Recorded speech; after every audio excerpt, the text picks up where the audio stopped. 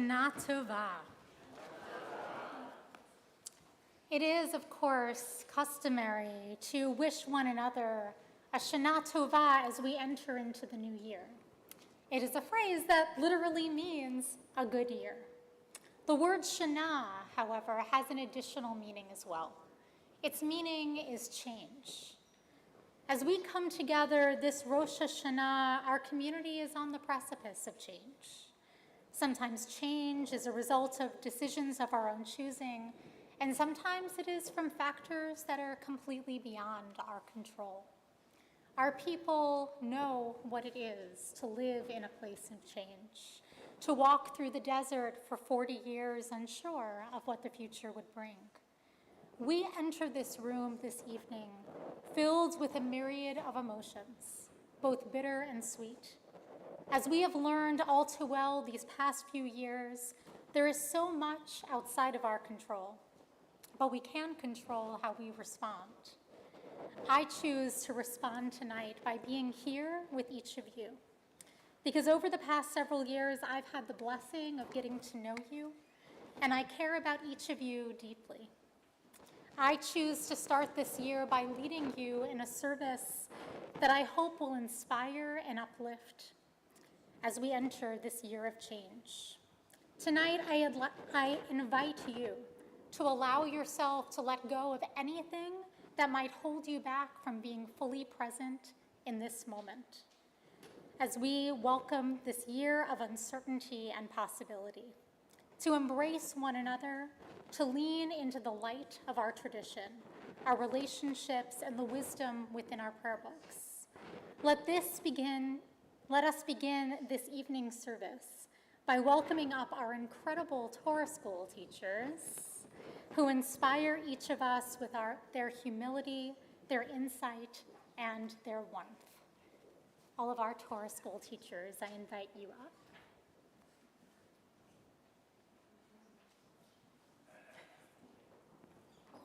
We are on page 11.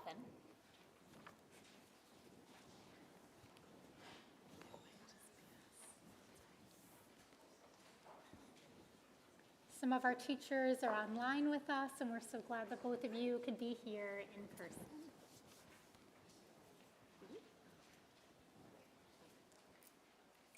The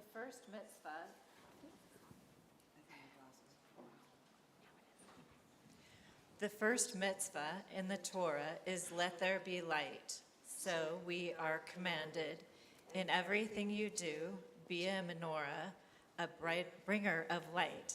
Live with honor, act with integrity, do your work with passion, and the radiance of your deeds will live after you. May our ideals burn bright forever, unextinguished, and may we live our lives like the flames we kindle, always stretching upward, striving for the good, reaching for you.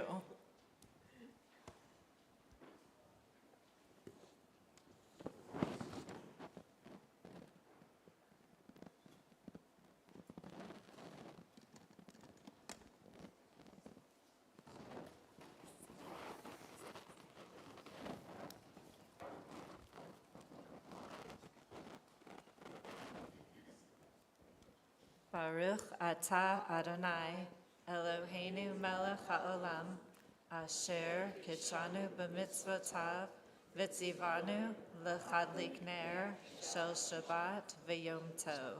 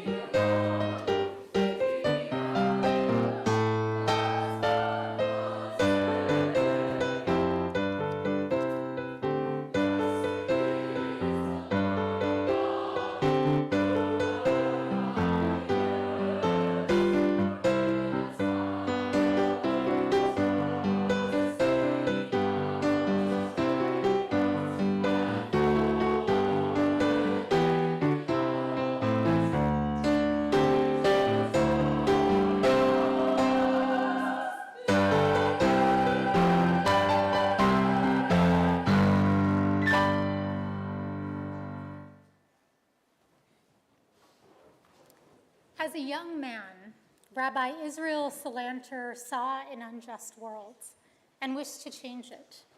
When he failed to change the world, he decided to change his nation.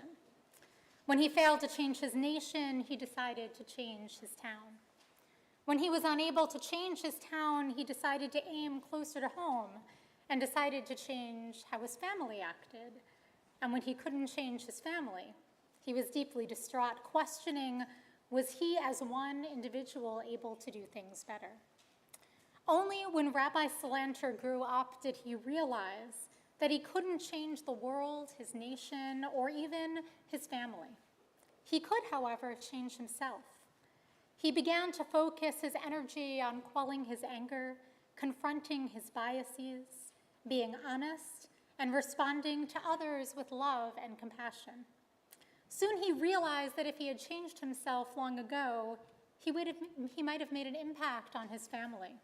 And his family might have affected his town, and their influence could have changed the nation and perhaps even the world. This High Holy Day season compels us to look within, through an ongoing process of cheshbon hanefesh, an accounting of the soul. The emphasis on cheshbon hanefesh is reflected even in the earliest pages of our Machzor, our prayer book, with a prayer that's called Hineni, Here I Am. Hineni he'ani mimash v'nereshet v'nifachat, it begins. Here I am, poor in deeds, I tremble. When you turn to page 16 in your prayer books, you will find a prayer, a meditative prayer of Hineni, that asks us to be honest with ourselves about our accomplishments and our failings, to see ourselves not for how others see us, not for who we wish to be, but for what our words and deeds say about who we are right now. I invite you to take a couple of minutes to reflect on page 16 to enter this year with humility.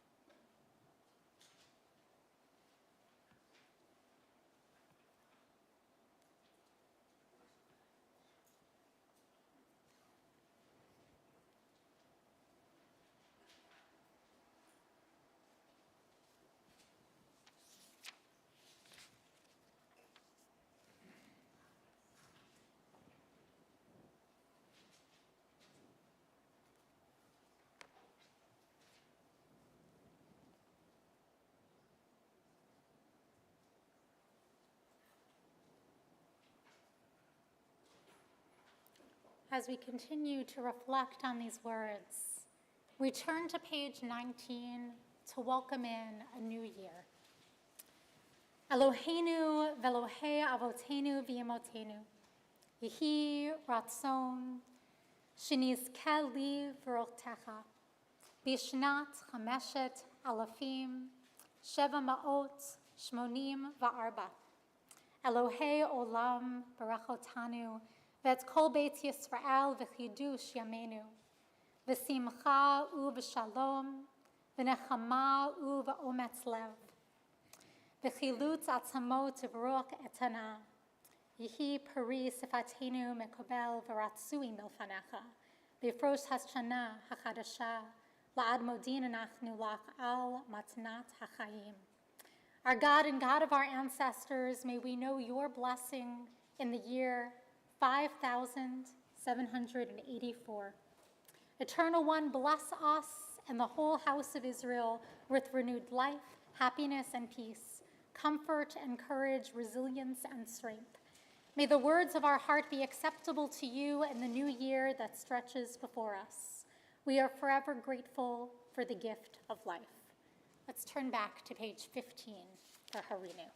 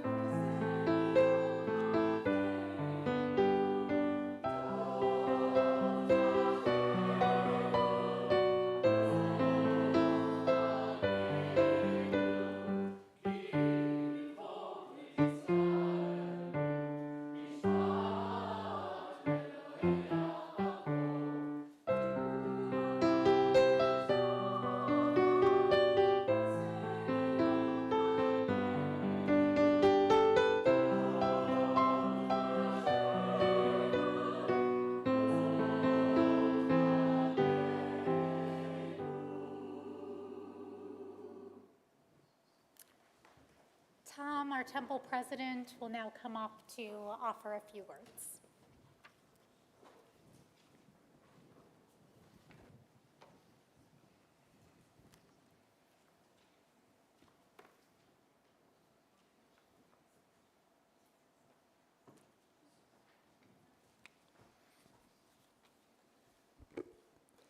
You guys sound great. Shalom.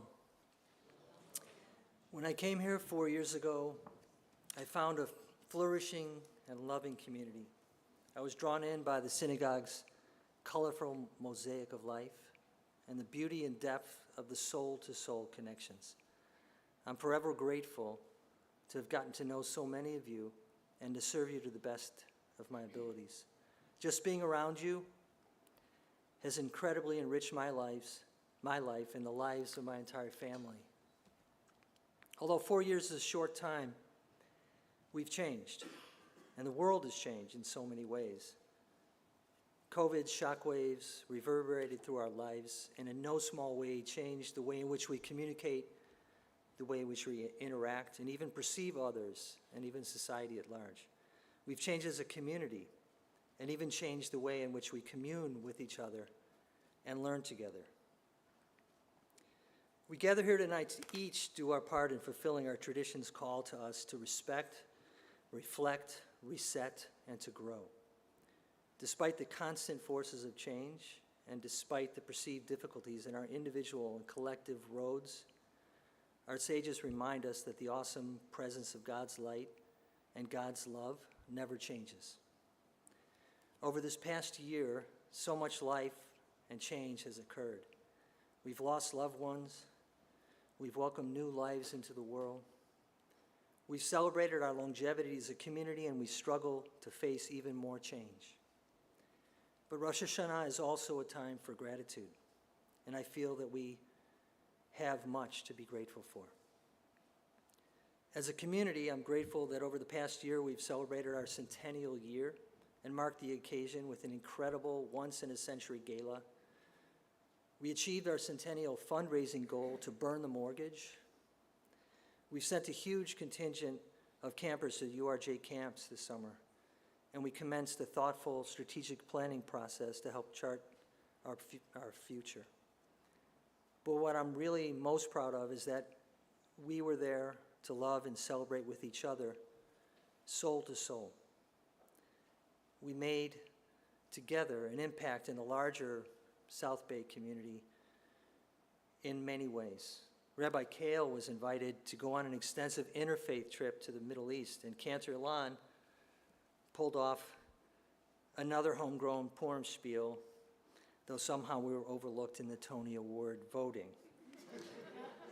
I'm thankful for the undying support of our entire staff, our amazing volunteers and lay leaders, without which we could not achieve most anything. The inspired teaching and sermons of Rabbi Kale, the joyful melodies and creativity of Cantor Elon.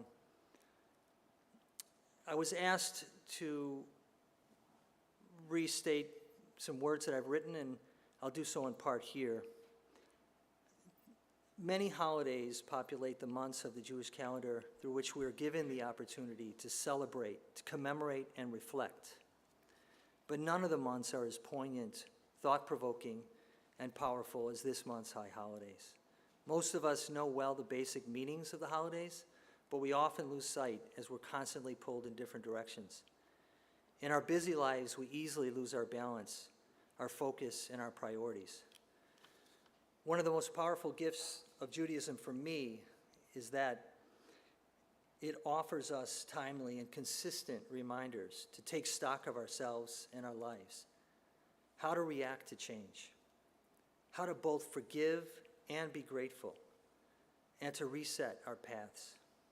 It gives us milestones each and every year which serve as a reminder to us to recenter ourselves. As a celebration of the birthday of humanity, Rabbi Rami Shapiro teaches that we're called on Rosh Hashanah to recommit to the work of Teshuvah, turning to our true nature as B'Tselem Elohim, as individuals pure in spirit, through asking ourselves, who am I? Reb Nachman of Breslov taught that the real work of Rosh Hashanah is to change your mindset and shift from mochin de katnut, the narrow mind, to mochin de gatlut, the spacious mind, to reframe our perspective and widen our circle of compassion. And Rabbi Jonathan Sachs taught that those who fully engage in the spirit of Rosh Hashanah emerge into the new year charged, energized, focused, and renewed. And I particularly love the teachings of Musar, which remind us that in making our way along the often challenging road that is our lives, dust and dirt and schmutz collects and covers our pure souls. And in a Musar sense, we strive to wipe off the schmutz, uncover our light, and reframe our perspective. Schmutz may not have been the original Hebrew term, but I think we all know. And as I look out here tonight, I can see that so many of us are here with openness and love and vulnerability, ready to do the work and heed our sacred call. Rabbi Sachs further taught that on Yom Kippur is a day not just of confession and forgiveness, but of profound liberation. Atonement, he says, means that we can begin again. We're not held captive by the past or by our failures. And Rabbi Shapiro teaches that on Yom Kippur we should ask ourselves, why am I here? How can I atone for my shortcomings and liberate myself to do the work of teshuvah and to repair the world with justice and compassion? So this month we do the hard work of personal soul searching, both individually and together as a community. We participate in reflection as to any actions we committed that fell short of our obligations. As Martin Buber taught, when we connect with others with openness and love, the Shekinah, the presence of God, flows among us. And we answer our call here tonight. I'd like to underline and sincerely thank the hard work and thoughtfulness of our amazing security committee and volunteers who are right at this moment tirelessly working in the background to protect us from the scourge of anti-Semitism. To the entire choir and Bob for all their preparation and beautiful melodies that support our spiritual transformation. In closing, I'm reminding that our sages implore us to ask ourselves, am I living my life with kindness, compassion, justice, and humility? Am I actually doing things in my life that are diminishing conflict and uplifting harmony? How am I leading the world beyond conflict to harmony and beyond fear to love? And we can ask each other, now that I'm reminded of who I am and why I'm here, how can I better show my love and compassion for you? Sandy Sherman recently sent me some beautiful spiritual thoughts written by Rabbi Menachem Schneerson, and I'd like to leave you with this. Each one of us is like a spark. When there's unity among us, the sparks combine into a blazing fire. The nature of fire is such that it attracts other sparks, drawing them into its eager flames. The more unity there is, the greater our fire becomes, and the more sparks of Kedusha, of holiness, we're able to draw in. Ultimately, the intense light and warmth of Kedusha will fill the entire world. And as Sandy said, may 5784 be a year when we unite these holy sparks. Shana Tova.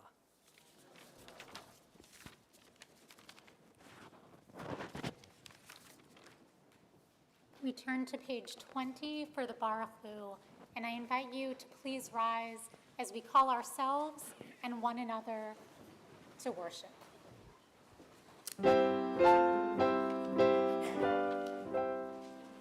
Baruch Hu et Adonai HaMevorach.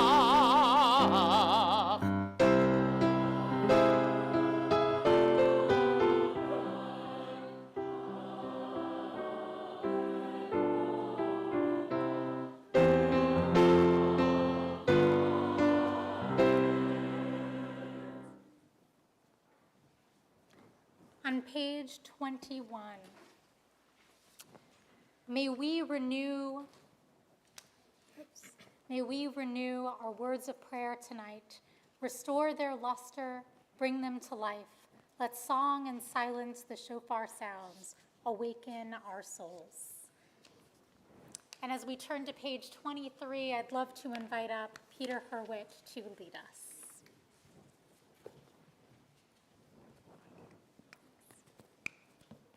Lashana Tova. Bottom of page 23, beginning with the quickening. The quickening of the moon calls us to return, and we gather, seam dwellers on the edge of the earth. As the sun lowers itself into the sea, introspection rises. A sliver cracks the heart of the firmament, and vast blackness an invitation to write ourselves anew. Baruch atah Adonai, Hamariv Havarim. Blessed are you, Adonai, creator of twilight and dusk.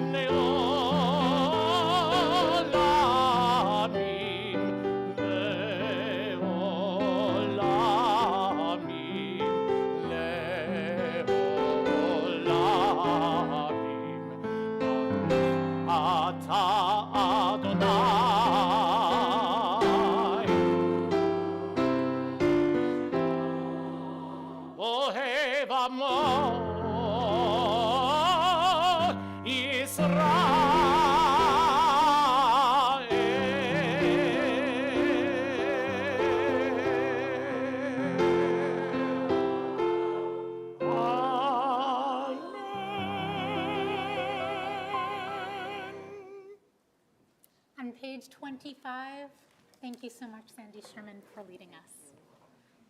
Shema Yisrael, hear the voice of Hannah. There is no one holy as the Eternal. Truly, there is none besides you. There is no rock like our God. Shema Yisrael, hear the call of Moses. Embrace and carry in your hearts this day, in heaven above, on earth below. Adonai is God, there is none else. Shema Yisrael, hear the words of the mystics. There is nothing but God. No place and no person is empty of God. The whole earth is suffused with God's glory. Hear, O Israel, God's hands are our hands. God's work is our work. God's voice speaks through us. God is one when we are one.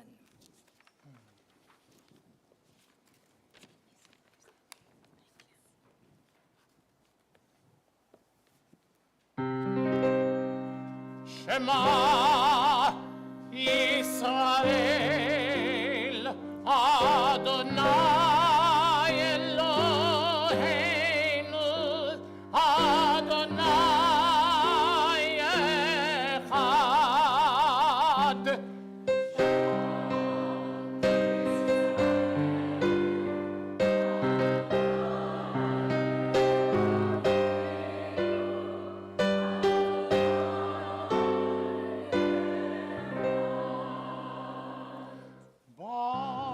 Baruch Shem Kevod Malchuto Leolam Vaed.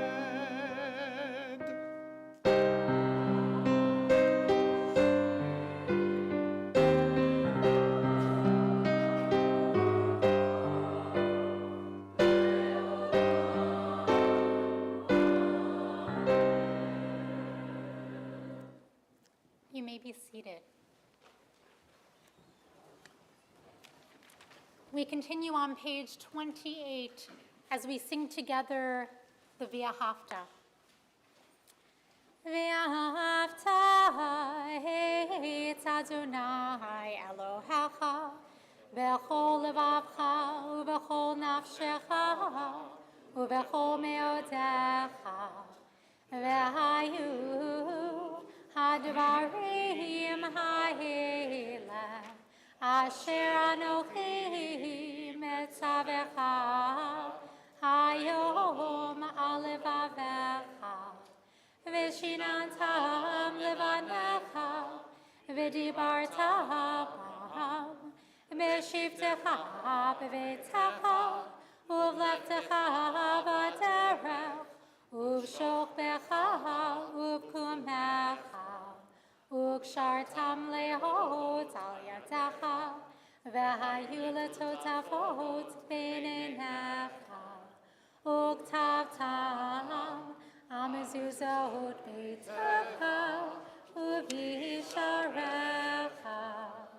L'man tizkeru v'asitem et kol mitzvotai, v'tem kedoshim l'Elohechem.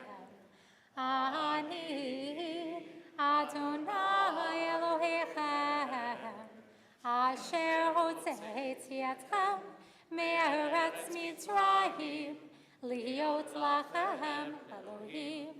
Ani Adonai Elohechem Adonai Elohechem. We turn to page 35. There were no signs.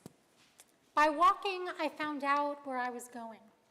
By intensely hating how to love, by loving whom and what to love, by grieving how to laugh from the belly. Out of infirmity, I have built strength. Out of untruth, truth. From hypocrisy, I wove directness. Almost now, I know who I am. Almost, I have the boldness to be that person. Another step, and I shall be where I started from.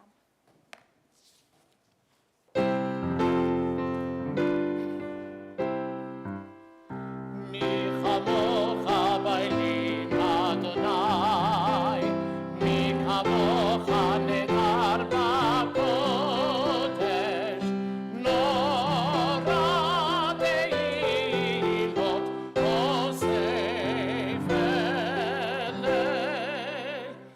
מלכותך ראו בניך בו כהים לפני משה זה לי ענו ויאמרו אדוני ימלוך לעולם ועד ונאמר כי בד אדוני את יעקב וגאלו מיד חזק ממנו ברוך אתה אדוני גאל ישראל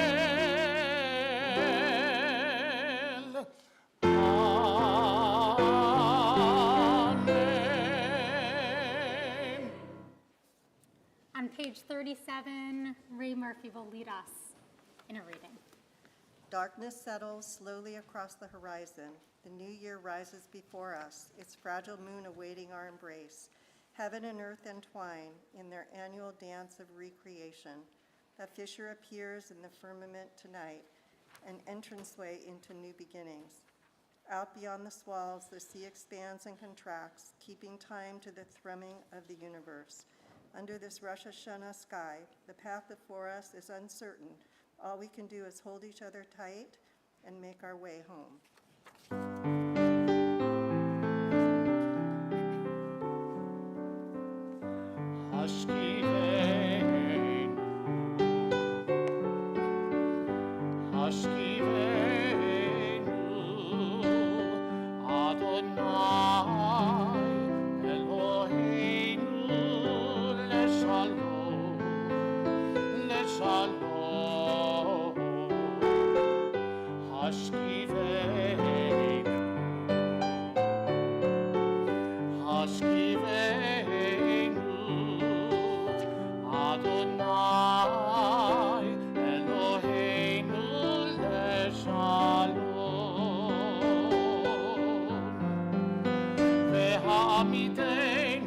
שומרנו לחיים ולשלום ולשלום השכיבנו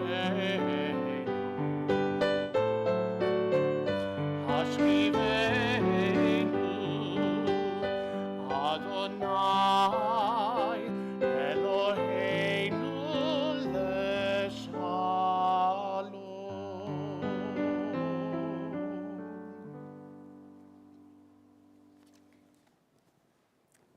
You can't rush a prayer to God. If it comes from the heart, it will rush out on its own. Speed through the receding galaxies or silences in the soul, and God will hear. Honesty with all, but speaking to God is different. Mine the soul, for your coal and gems and regular earth, no pretense, and God will hear. Don't force the prayer or string words together. Pause, perhaps. Better not to pray. Silence will be a message of awe, and God will hear. Now step off into the very deep, beyond the way of prayer. We glimpse unknown magnitudes of God. No more, or we would be stunned into silence.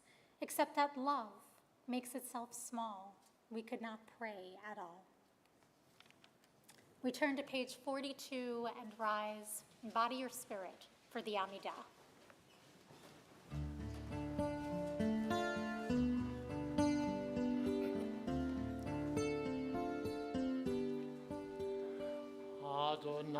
Adonai Svatai Tiftach Adonai Svatai Tiftach Ufi Yagid Tehilatecha Ufi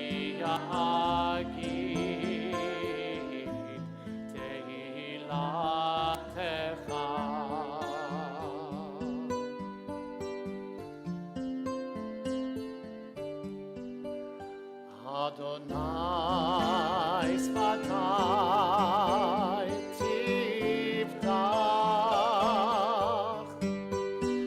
Adonai sfatai tiftach. Ufi yagid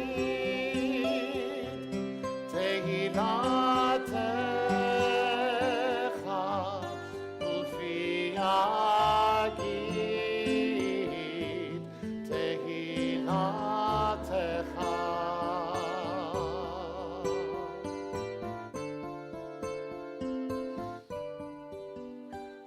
Adonai sfatai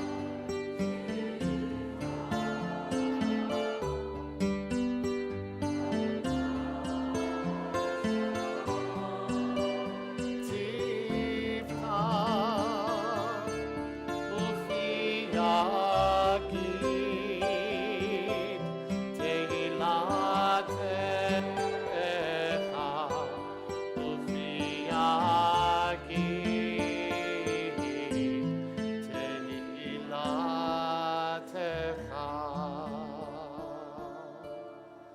Baruch atah Adonai Eloheinu Elohei Avoteinu ve'Imoteinu Elohei Avraham Elohei Yitzchak ve'Elohei Yaakov Elohei Sarah Elohei Rivka Elohei Rachel ve'Elohei Leah Ha'el Hagadol Hagibor ve'Hanora El Elyon Gomel Chasadim Tovim Vekonei Hakol Vezocher Chasdei Avot Ve'imahot Umevi Geula Lipnei Bneihem Leman Shemo Be'ahava.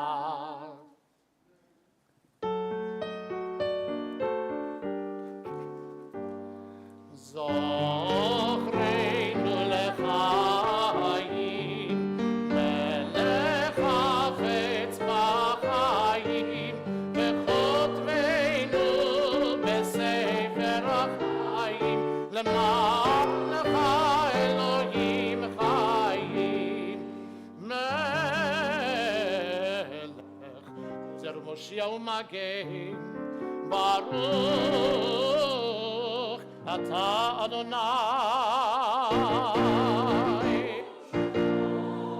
מגן אברהם ועזרת שרה.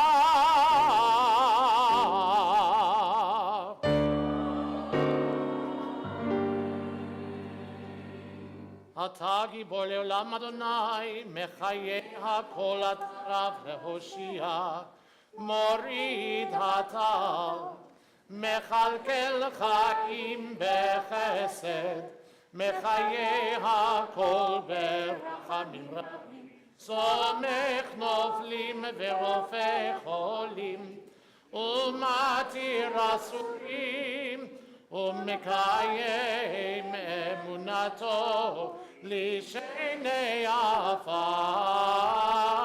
מי כמוך בעל גבורות ומי דומה לך, מלך ממית ומחיה ומצמיח ישועה. מי כמוך אל הרחמים, זוכר יצוריו, לחיים, לחיים, ברחמים, ונאמן אתה להחיות הכל. ברוך אתה אדוני, מחיה הכל. אתה קדוש ושמך קדוש, וקדושים בכל יום, יעללוך סלה. You may be seated.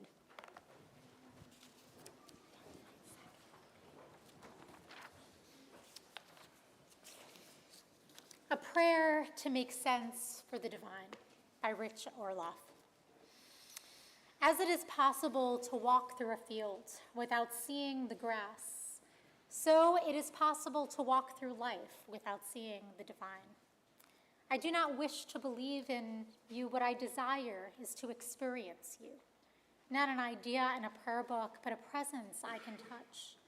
Not above me, but beside me, opposite me, facing me, surrounding me, inside me. Not me, but available to me. Even if you are beyond definition, you are always within reach. Let me make a place for you. Let me be open to your voice. As I venture into scary places, let me sense you alongside me. My prayer is simple. Let your breath become my strength. We turn to page 49, and I invite Afto to lead us.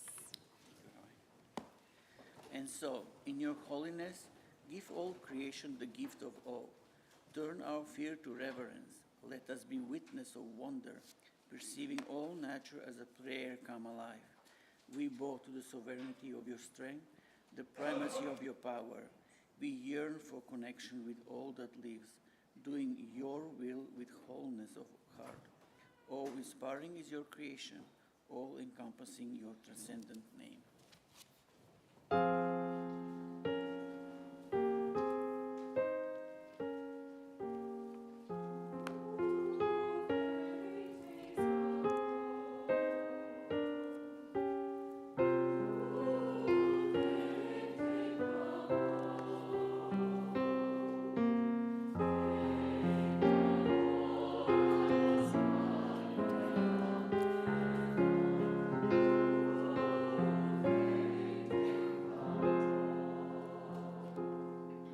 תהילה לרעך ותקווה לדורשך ופתחון פה למייחלים לך ובכן תן כבוד.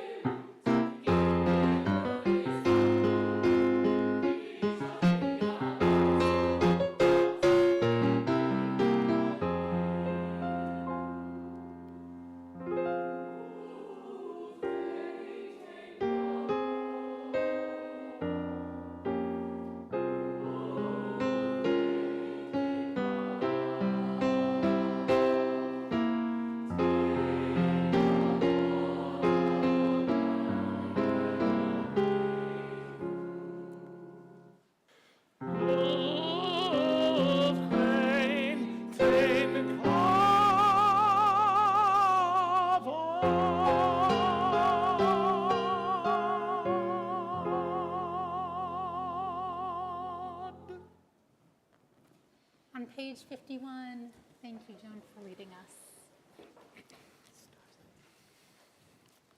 And so, in your holiness, give the righteousness the gift of a vision bright with joy, a world where evil has no voice, and the rule of malevolence fades like wisps of smoke. Good people everywhere will celebrate the stunning sight of arrogance gone from the earth.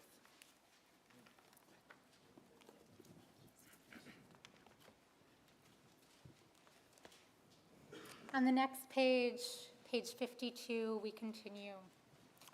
You are holy, Your name is Ah. There is nothing divine beyond you. As the prophet Isaiah taught, the source of all might is exalted through justice, the God of holiness made holy through righteousness. Baruch atah Adonai hamelech hakadosh. Blessed are you, Adonai, holy, sovereign. V'titen lecha Adonai Eloheinu b'ahava et yom haShabbat hazeh v'et yom hazikaron hazeh, yom zikaron truah v'ahava. Mikra kodesh zecher l'tziat Mitzrayim. And your love, eternal our God, you have given us this Shabbat and this day of remembrance, a day for the shofar's soulful sound, remembered and cherished in our hearts, a day of sacred assembly, a day to be mindful of our peoples going out from Egypt. Our God and God of the generations before us, may a memory of us ascend and come before you. May it be heard and seen by you, winning your favor and reaching your awareness. Together with the memory of our ancestors, the memory of your sacred city, Jerusalem, and the memory of your people, the family of Israel. May we be remembered for safety, well-being, and favor, for love and compassion, for life and for peace on this day of remembrance. Zochreinu Adonai Eloheinu bo letova. Amen. Ufakdeinu bo livracha. Amen.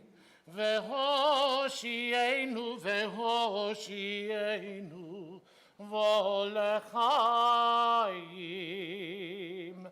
Amen. Eternal our God, remember us. Amen. Be mindful of us. Amen. And redeem us for a life of goodness and blessing. Amen. Let's turn to page 59 in our prayer books. Help me to serve you truly with purity of heart. When I hear hateful or degrading speech, let me focus on good words and worthy thoughts. When my worst instincts calls me torment, teach me to care for myself and others.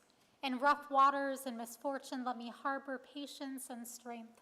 Make my soul a sanctuary, that your light might dwell within me. Align all my acts in pursuit of goodness. So may I be a vessel of holiness, serving you with purity and truth. Page 60. I invite you to take just a few moments of reflection and prayer before coming together with the Ritzeh prayer being sung.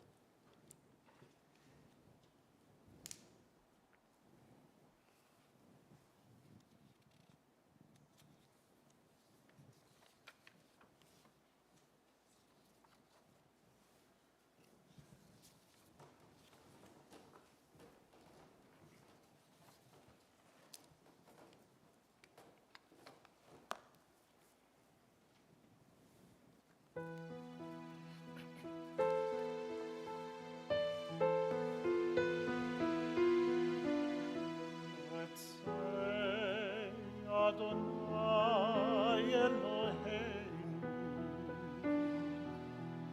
ve'amnecha Yisrael, u'tefilatam be'ahava tekabel.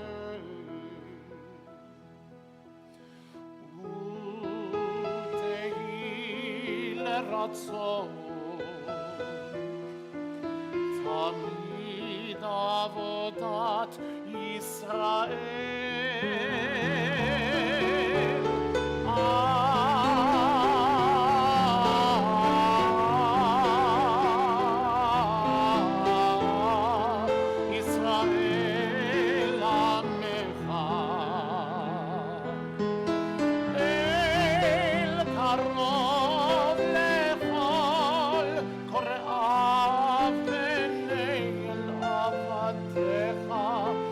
לפנינו,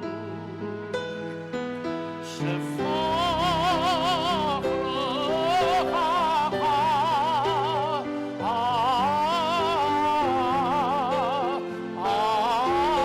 עלינו, ותחזינה עינינו בשובך לציון.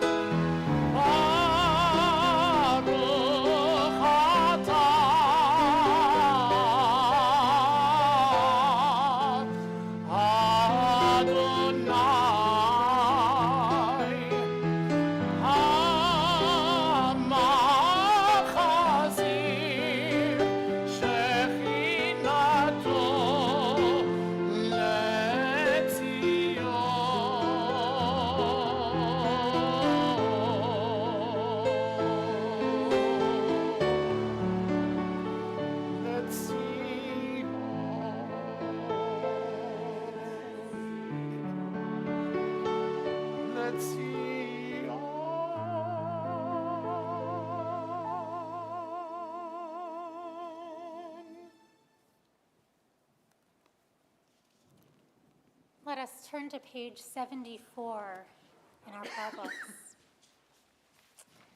Avinu Malkeinu. Strong was the faith of generations before us. In exile, they proclaimed enduring hope. In the shadow of persecution, they affirmed a transcendent love and compassion. Ours is a different age, less confident and certain, more tentative in its trust. There are many who say to the works of their hands, "You are our gods." But when our worship centers on our own creations, we feel less gratitude, more doubt, and despair.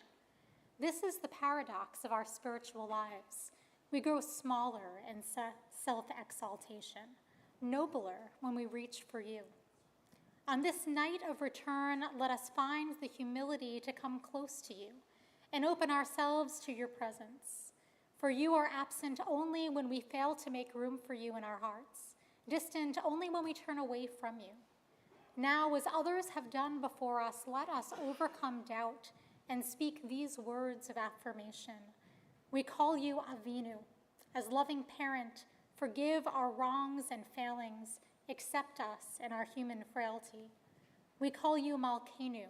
As sovereign of our souls, help us rise from our brokenness to build a world of shalom. To this vision, we offer ourselves anew. Page 76, I invite you to please rise once more in body or in spirit.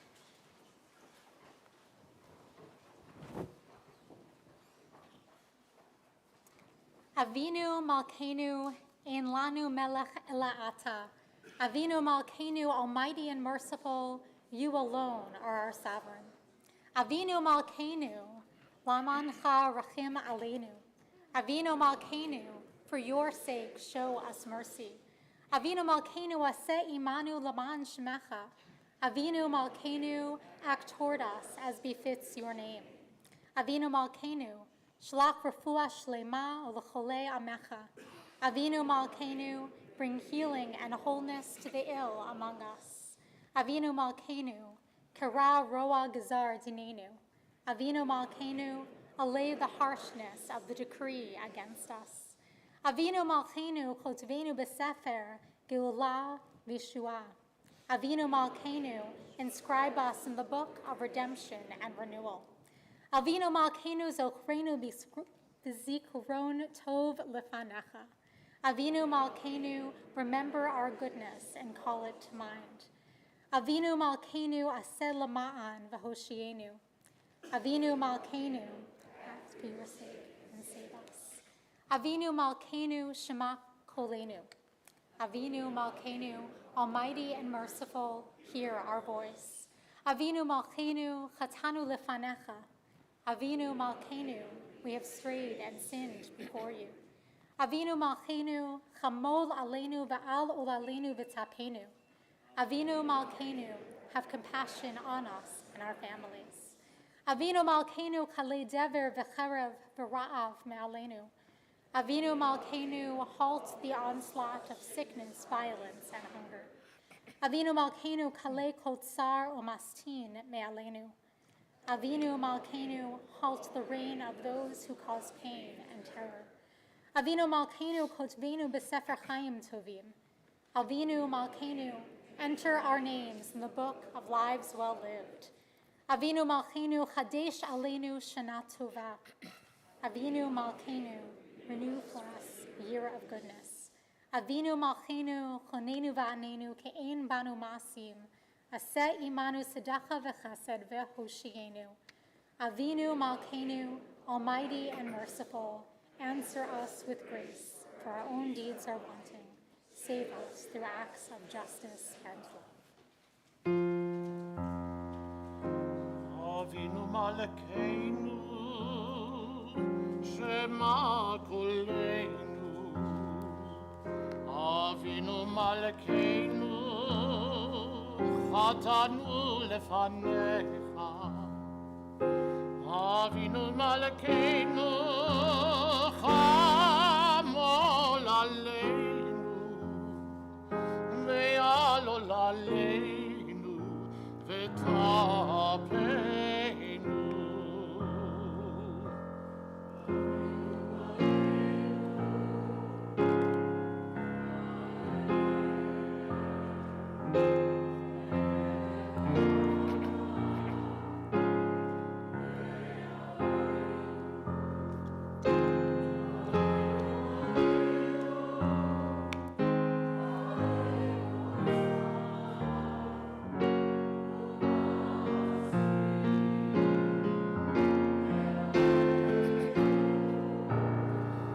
Avinu Malkeinu,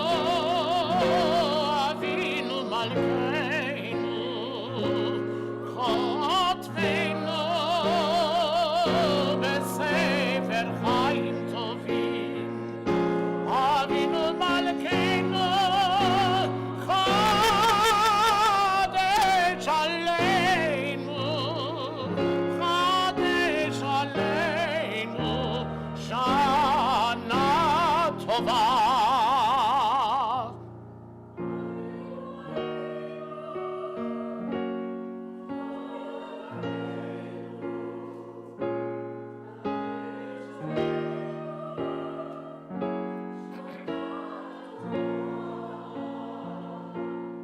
Avinu Malkeinu, Shema koleinu, Shema koleinu, Shema koleinu.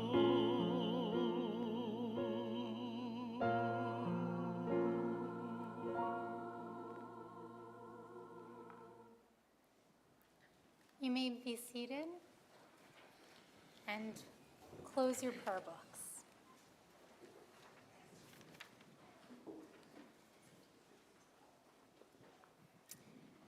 In 2009, Brian Christian found himself in the strangest contest of his entire life. He would soon sit before a panel of judges to prove that he was, in fact, a human being. The most convincing person would gain the title, the most human human. Considering the fact that he is a human, Brian felt surprisingly invested in this event. He didn't care about being named the most human human. However, he was determined to make sure that the machines did not win. His competition took place at an annual conference to test the theories of one of the fathers of computer science, Alan Turing. Turing was curious about the abilities and limitations of artificial intelligence. He created an experiment in which a panel of judges would have a discussion with contestants for 5 minutes.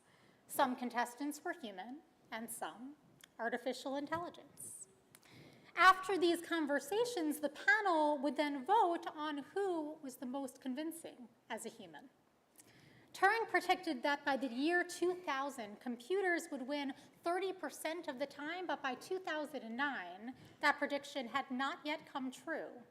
And Brian was determined to make sure it did not again. At the end of the competition, the most convincing computer would receive the Distinguished Loebner Prize. The most convincing human will receive an award of their own, the most human human.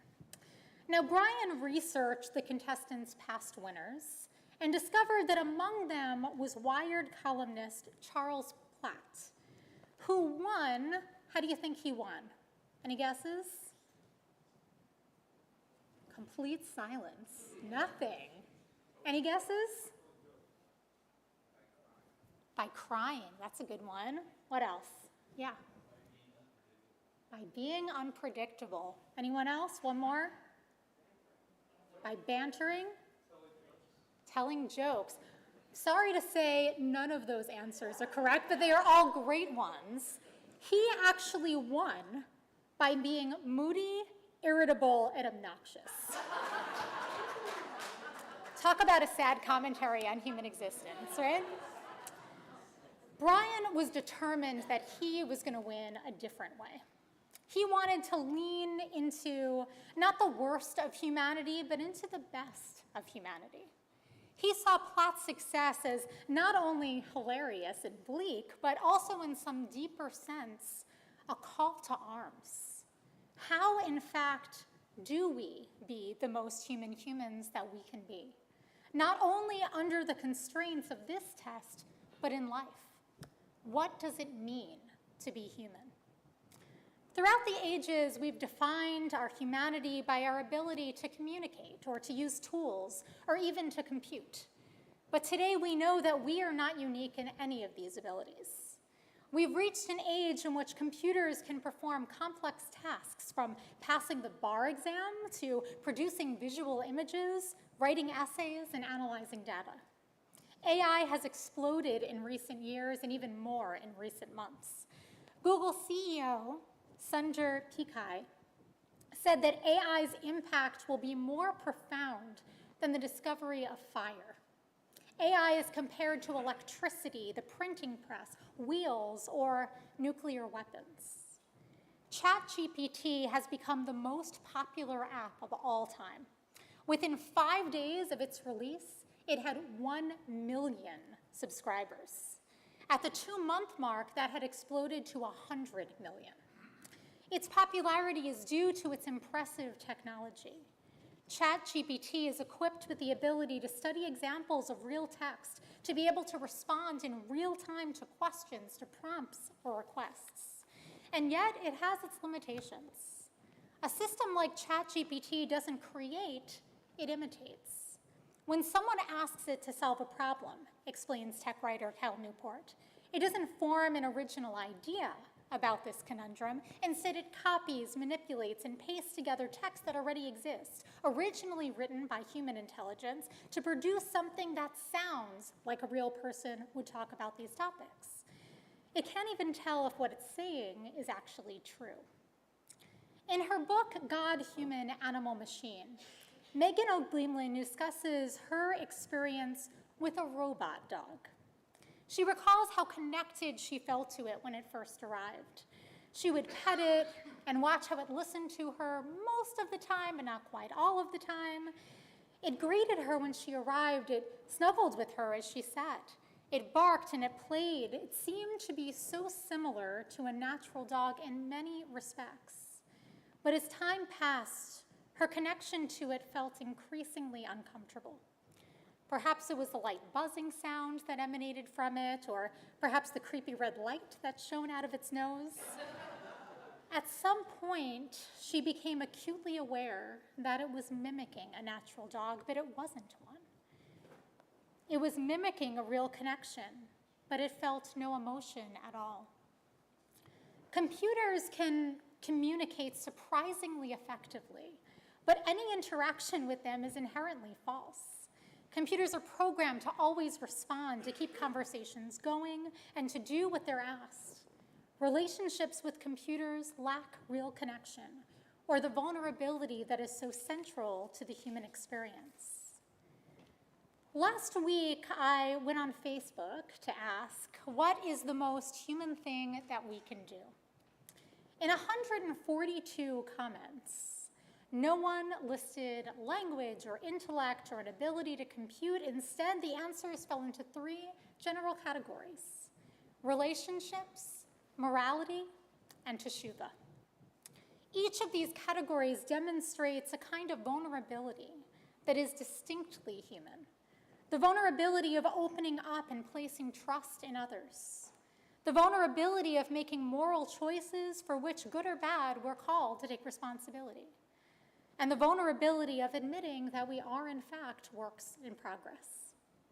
Interestingly, these three main categories our tradition points to in defining what it means to be human, and they are inexorably linked. The first, relationships. In one ancient Jewish story, the angels protest the idea that human beings are worthy of being created. Not being created, sorry, that's a different story. Worthy of receiving the Torah. I've been writing a lot of sermons. They're worthy of receiving the Torah. Human beings are flawed and weak, the angels contend. Wouldn't the Torah be better for more perfect beings like the angels themselves? As Moses climbed Mount Sinai to receive the Torah, God asked Moses to respond to the angel's question. Moses, of course, was afraid to respond and to deal with the wrath of the angels, which is pretty epic, but God was persistent. Before Moses could receive the Torah, he needed to justify God's decision to bestow it on human beings. Moses paused for a moment, unsure of exactly how to respond. He wondered how he could justify why God would bestow such a remarkable gift on people when he too understood just how flawed and imperfect humans can be. Maybe the angels were right. Maybe the Torah wasn't meant for people after all. And then Moses did the most Jewish thing he possibly could. He asked a question. God, Moses began, what is written in the Torah that you are giving me? And God replied, I am the eternal your God who brought you out of Egypt. Moses smiled. He was beginning to understand. Hey, angels, did you descend from Egypt? Were you enslaved to Pharaoh? People alone understood what it meant to be enslaved, to experience the power of redemption, and to taste freedom for the first time. We knew what it was to be a stranger so that we would come to love the stranger. What else is written in the Torah? God said, you shall have no other gods before me. Hey, angels, Moses said, did you dwell among the nations who worship idols? Did you face temptation? Do you grapple with balancing a desire to fit in with the importance of staying true to who you are? Hey, what else is written in the Torah, God? Remember the Sabbath and keep it holy, God said. Angels, do you perform labor that requires you to rest? Do you understand what it is like to be tethered to our phones all the time? Do you know the calm and peace that comes when we allow ourselves to disconnect, to spend time with those you love, to replenish the soul? One by one, Moses learned each commandment: to honor one's parents, to not murder, not commit adultery or steal, to not be jealous or give in to evil inclinations. The angels couldn't relate to a single one, but humans could because of our past, the existential challenges that we contend with, and our desire to develop meaningful relationships as imperfect beings in an imperfect world. Immediately, the angels agreed with God. It was appropriate to give the Torah to the people, after all. The angels had believed that the Torah was the source of eternal wisdom, too perfect and too sacred to be held by human beings, but they soon found out that the Torah represented something that was quite different. stories and hard-earned wisdom gained through being in relationships in this imperfect world. The Torah's sacredness,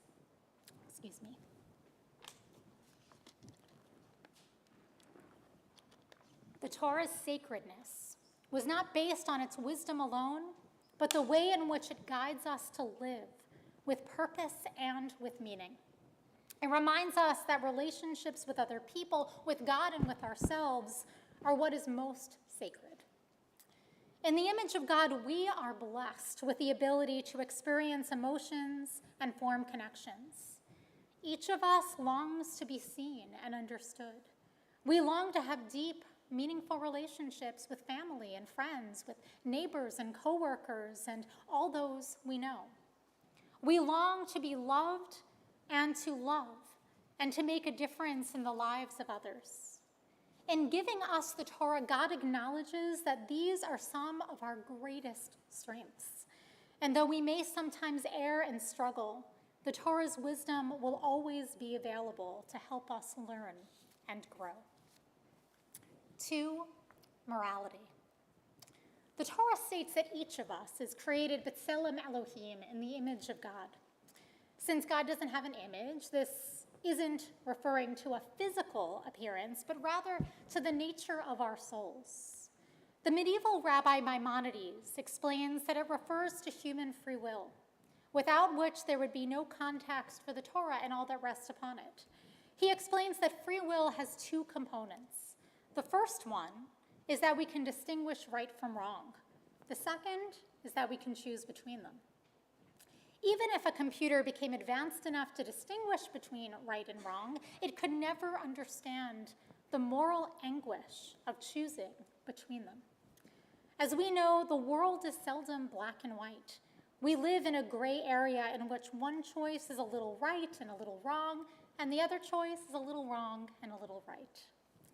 A computer bears no guilt or responsibility. It does not anguish over choices it makes and the implications of those choices. It does not beat itself up or get defensive. It does not feel pain or concern itself with the legacy it will leave behind. These concerns are uniquely human. To be human is to hold moral complexity and paradox, explains Rabbi Naftali Tzvi Yehuda Berlin. A computer may get stuck when faced with a contradiction, but we can simultaneously hold antithetical truths without demanding a clear resolution. Any of us who have ever been in a deep relationship know that we can love someone even when we're angry with them. We can both be merciful and just. We can both feel that we made the right choice and also feel guilty about the consequences, intended or unintended. To be human is to live in a place of contradictions, to hold our values, and to do the very best we can to make the right choices available to us. 3, teshuvah. The Talmud explains that the schools of Shammai and Hillel disagreed for 2.5 years. Here we go, now we're getting to the right spot, about whether humans should have been created. One said that it would have been better if humans had never existed. And the other said that it was better that humans were created. After listening and considering one another's perspectives for all of this time, finally they come to an agreement. Humans shouldn't have been created.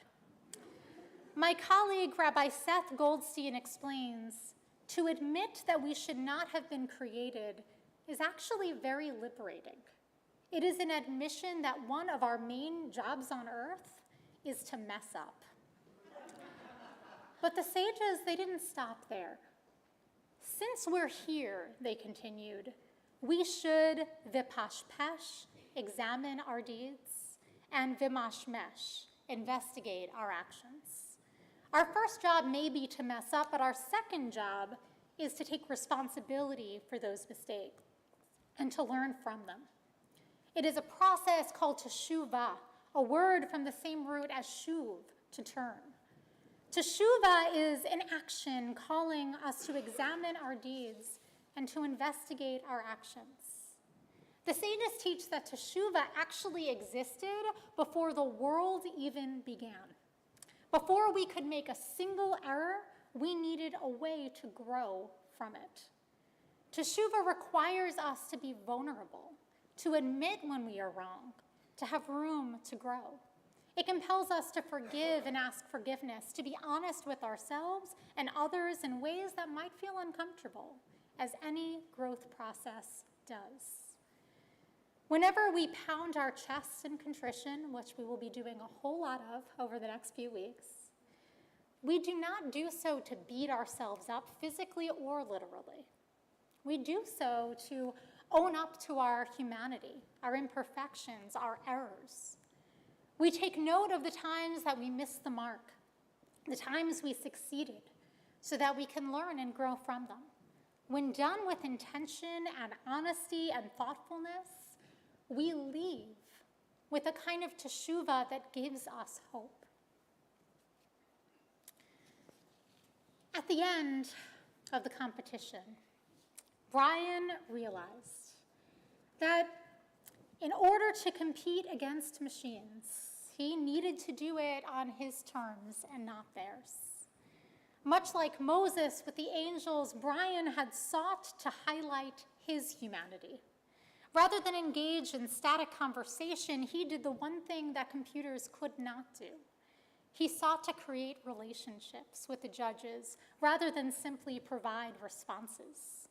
What makes us human, Brian explained, is our ability to connect not synapse to synapse, but heart to heart. In the end, Brian not only managed to convince every judge that he was more human than a machine, but he actually did earn the title, the most human human. In response to this growing advancement in AI, Brian felt called to be the best human that he could. This Rosh Hashanah, we too are called to lean into the blessings of humanity through relationships, through morality, and through teshuvah. Let us ask ourselves, do we make thoughtful choices or lead lives that are guided by habit? Do we embrace moral complexity or do we choose to see the world in black and white? Do we have the humility to examine our deeds or do we place the blame at others' feet? Are we authentic in our words and actions or do we say one thing when we mean another? Are we generous enough to be there for others on their terms and not ours? Do we open our hearts with kindness and compassion? Are we courageous enough to be vulnerable, to learn and to grow? Are we the human or are we the machine? Being created in the image of God is a gift, perhaps the greatest gift we have ever received. But it is our job to actualize our humanity, to become the most human that we can.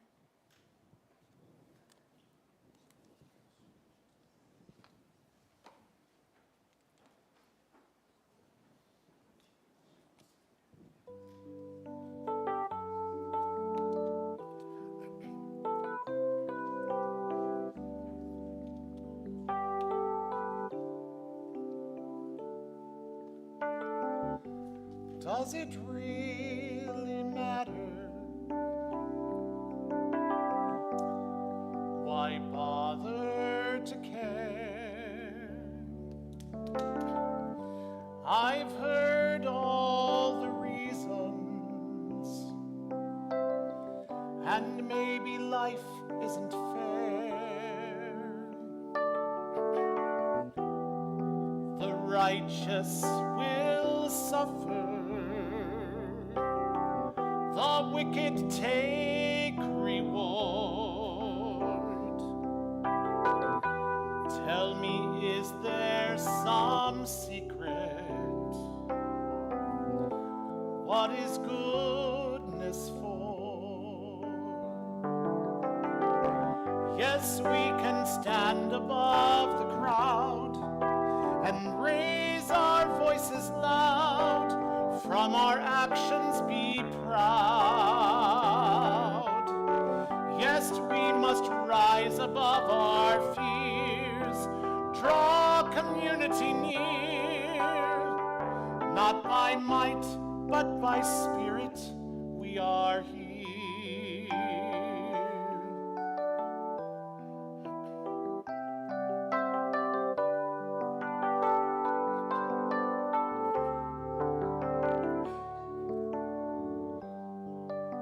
strive to be human.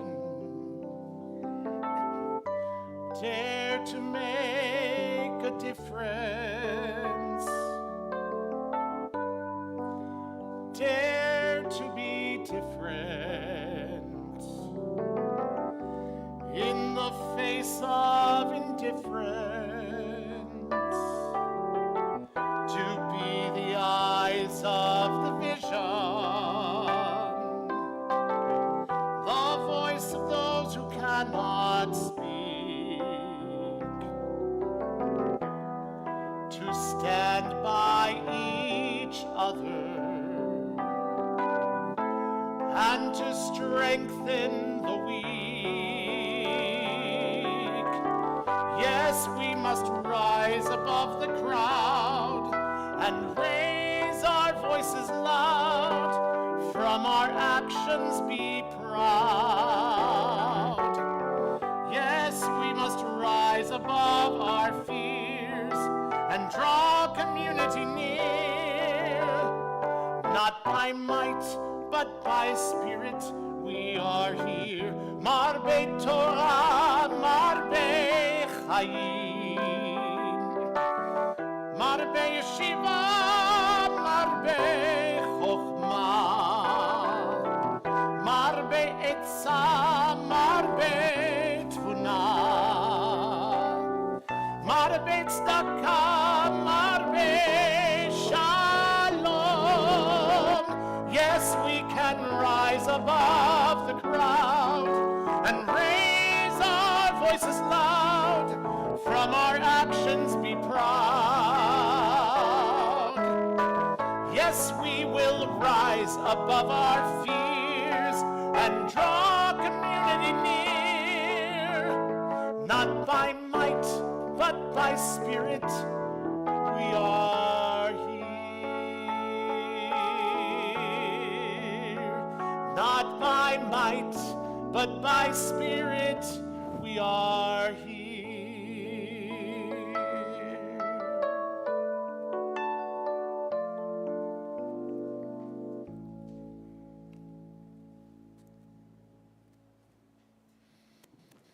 I invite you to rise in body or in spirit one more time as we turn to page 82 for Aleinu.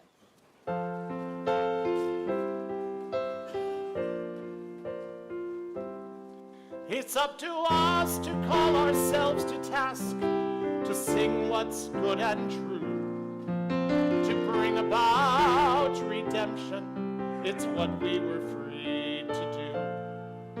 For what's the point of being here if we're not moved to change our ways? Aleinu leshabeach. It's time to live our praise.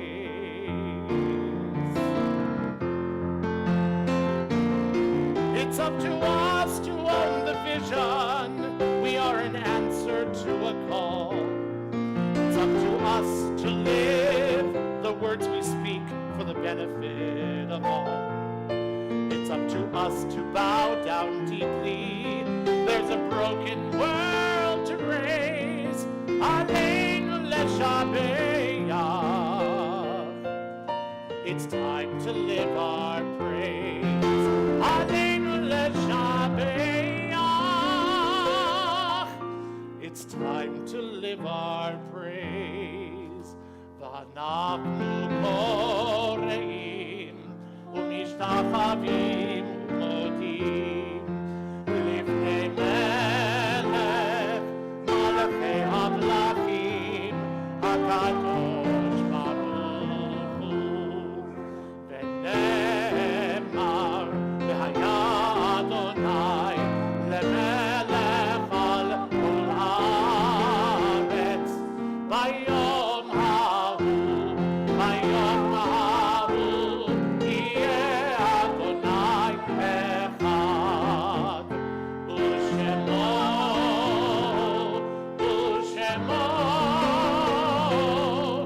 u'shemo echad. On page 89, The light of life is like a finite flame. Like our sacred candles, life is kindled, it burns, it glows. It is radiant with warmth and beauty, but soon it fades, its substance is consumed, and it is no more. In light we see, in light we are seen. The flames dance and our lives are full. But as night follows day, the candle of our life burns down and gutters. There is an end to the flames. We see no more and are no more seen. Yet we do not despair, for we are more than a memory slowly fading into the darkness. With our lives, we give life. Something of us can never die. We move in the eternal cycle of darkness and death, of light and life. Today, we are mourning for the recent loss of Sal Loveman, Jerry Green, Sherry Oshry, and cantor Ellen Schwab. We are observing yahrzeits for Carl Astheimer, William Ben Berg, Kalman Bernstein, Rita Burrick, Mathilda Rose Cooper Smith, and Danye, Maxima Flores, Belle Frankel Jacobs, Vivian Gabin, Dora Leah Lynn Garrell, Sarah Glassman, David Grossberg, Dorothy Grossman, Dorothy Hockman, Shirley Johnson, Ruth Kirshner, Albert Corman, Ida Lane, Sylvia Leibowitz, Jerome Lewin, Miriam Mathlis, Phyllis Moorer, Francis Michaels, Max Miller, James Neely, Heather Nielsen, Samuel Nussbaum, David Orgel, Jackie Pike, Sylvia Richmond, Marvin Rosenfeld, Anna Ross, Bessie Rubin, Jill Schechter, Leonard Schneider, Flora Schneer, Harry Scott, Herman Steinberg, David Weld, Morris Weiss, Donald Weller, Arthur Whale Jr., Louis Zimmerman, and Morris Zinkin. For all the people whose names we've said aloud and all those whose names we keep silently in our hearts, let us turn to page 90 as we offer the words of the mourner's Kaddish together. Yitkadal v'yitkadash shemei Rabbah, v'alma divrach cherotei v'yamlich malchutei, v'chai yachon v'yom echon, uv'chayei d'kol beit Yisrael, ba'gala uv'izman kari v'imru amen. Yehei shmei Rabbah mivarach le'olam olamei almaya, yitbarach v'yishtabach v'yitpa'ar v'yitramam v'yitnaseh, V'yitadar, v'yitalev, v'yitalal, shemei dekudisha, barichu, le'ela u'le'ela mikol birchot shiratecha, tush b'chata v'nechmatecha, ram v'yalma v'imru amen. Yehei shlama rabba min shemaya, v'chayim aleinu ve'ol kol Yisrael, v'imru amen. Osei shalom v'imromav, hu yasei shalom, Aleinu ve'al kol Yisrael, ve'al kol yoshvei tevel, v'imru amen. Zichronam livracha, may all of their memories be a blessing, and together let us say, amen.